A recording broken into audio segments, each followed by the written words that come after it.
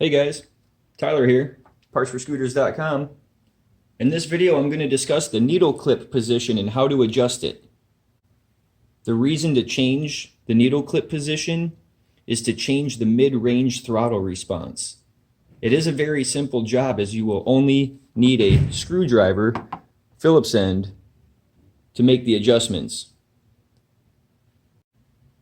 This adjustment is important because on some stock scooters, well, I should say most stock scooters, they come with this carburetors that are tamper-proof. So you can't open the bowl to change the jets, and you can't even change the air-fuel mixture. So the only adjustment we have left is that needle clip position. In this video, I'm going to show you with the QMB 139 carburetors, but it is the same steps with the GY6 150 carburetors as long as they're the CVK style. In most cases, this adjustment can be done with the carburetor still attached to the scooter, but let me show you with it removed. First step, you're going to want to remove the two fastening screws that hold the top cap to the carburetor. There is a spring underneath, so hold the cap down while you remove the two screws.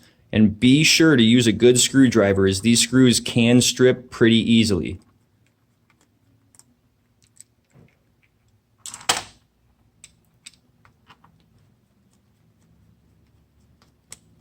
I'm still holding the cap down so the spring can't push it off.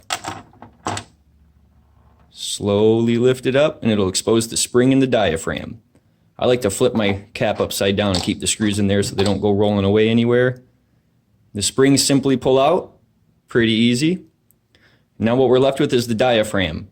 On a stock carburetor, this diaphragm can be stuck to the body. What I do is I put my pinky in here and I pull straight up, and with your thumb you can kind of press on the edge.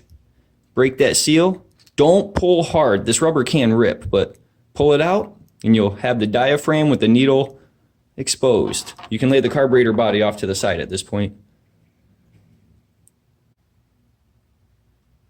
The needles are held in differently between the different model carburetors, like the 20 millimeter, the stock carburetor, or the blacktop carburetor. As an example, you can see in here, this one is held in with a little screw and plate, when others can be held in merely by the tension of the spring holding this little white piece down that actually forces onto the needle.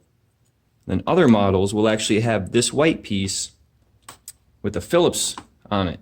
So you would stick the Phillips down in there, do a third turn, and it would release this white clip. Then you can simply dump the needle and retainer into your hand. Today we'll be working with the one held in with the screw and the plate. So what I first do is pull this gently up, get this diaphragm up out of the way of the slide. So now you can get your hand good and firmly around that slide to be able to get your screw down in here and break this screw free. Sometimes these are really tight. Sometimes they break free easily. If you have a magnetic screwdriver, the screw and plate should come up with the screwdriver. If not, you'll be able to dump it out in your hands.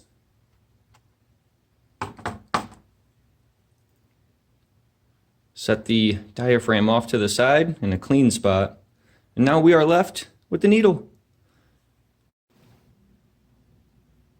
Removing the circlip can be a pain since, we might not have the special tools or pliers small enough to grab a hold of this little guy and actually get that removed. So here's a trick. With that opening, see the opening in the circlip? Put that down, opening side down on a hard surface. What we're doing here is supporting the clip and we're pressing the needle out of the clip. So what I'm going to do is put my finger as close to this clip as possible. Not in the middle, as you could bend the needle. Put your finger as close to this clip as possible and cover the clip with your other finger. Now press down. You might feel a click. You might not. The click is the clip removing from the needle. But press down and kind of wiggle the needle just slightly back and forth. Sometimes the needle clip will fall right off, like I hope this one does. Sometimes they don't. This one's not off. I'm going to try again.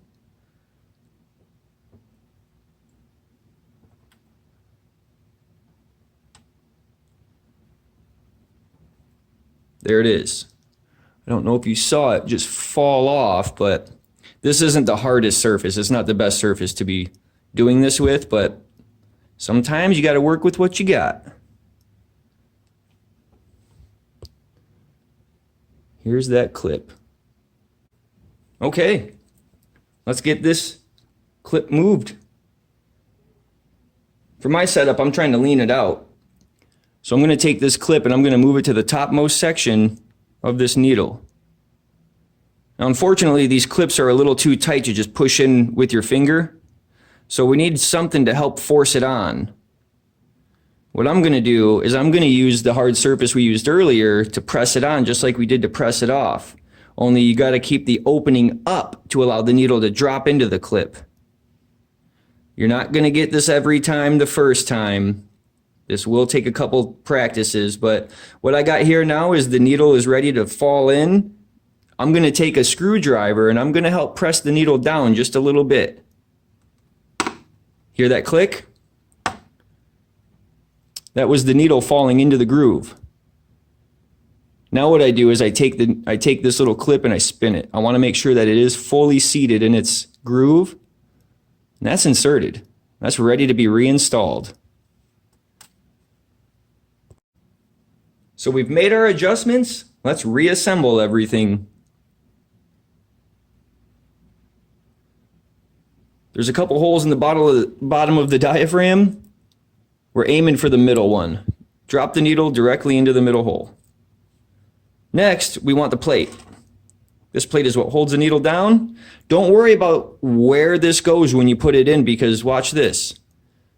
Drop it in, take the needle and push up on the needle, which will lift the plate, and then turn the needle. We're aiming for the big hole. A little bit off, a few more turns. Good enough. The screw will recenter it. Now, put the screw on the tip of the screwdriver, and if it's not magnetic, hold the tip up a little bit so gravity holds the screw on the screwdriver, and you want the hole where you're putting the screw upwards. Slowly push them together and you can kind of fish for the hole. Once you find it, turn. If the screw binds instantly, don't keep turning, as it might be stripping and you'll want to just repeat the process to find the hole again. I've got this screw snugged down. It is now ready to be inserted into the carburetor. Keep in mind that this needle is loose, so it won't fall right into the atomizer perfectly. And also keep in mind the rubber tab and the notch in the body where we clock it.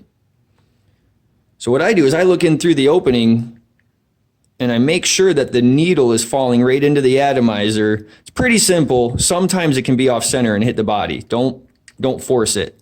Make sure it falls in, and then make sure you're clocked. And then make sure this seal is good. Go ahead and push this down. You want to drop your spring in. You want to take your cap, push that down, and just hold it with your fingers in place. I preload both of my screws and then fix them down. If you were doing this while it was on the scooter, it's a lot harder to aim that needle down into the atomizer. If that's the case, just slowly press down until you feel the needle find the atomizer, and then you can continue on with the rebuild. We now have a new mid-range throttle position. A quick test ride will tell us if this is good or not. If it happens to be worse than it was before, move the clip in the opposite direction. This is a trial and error process to dial in your mid-range throttle. The carb shown in the video is our part number 151-222. It's the 20mm upgraded carb for the 139 QMB engine platform. And if you like this video for any reason, be sure to click like, click subscribe, and drop us any lines in the comments. Any questions, any comments, anything you want to see in the future, let us know. We're here to help. Thanks.